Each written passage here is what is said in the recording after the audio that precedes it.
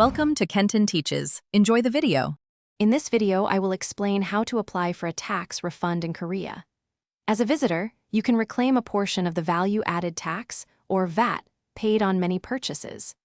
This system allows you to save money on eligible items, typically 10% of the purchase price.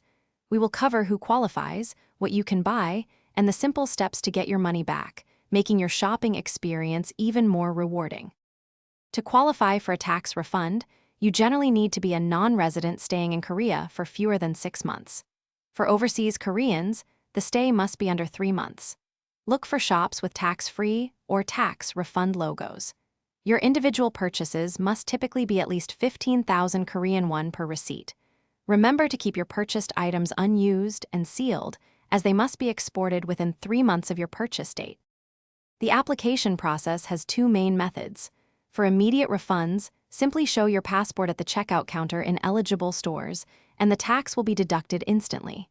For deferred refunds, ensure you receive a specific tax refund receipt when you shop. Upon your departure, head to the customs declaration counter at the airport with your passport, receipts, and the unused purchased goods for an export approval stamp. Afterward, you can visit a tax refund counter or kiosk.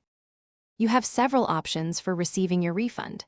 You can get cash, typically in Korean won, or have the amount credited to your international credit card or a digital wallet. Refunds are processed at airport tax refund counters or kiosks, and also at designated downtown refund booths.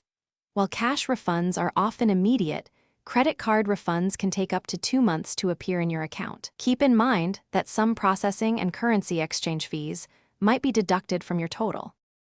Thanks for watching. Please subscribe if this video was helpful.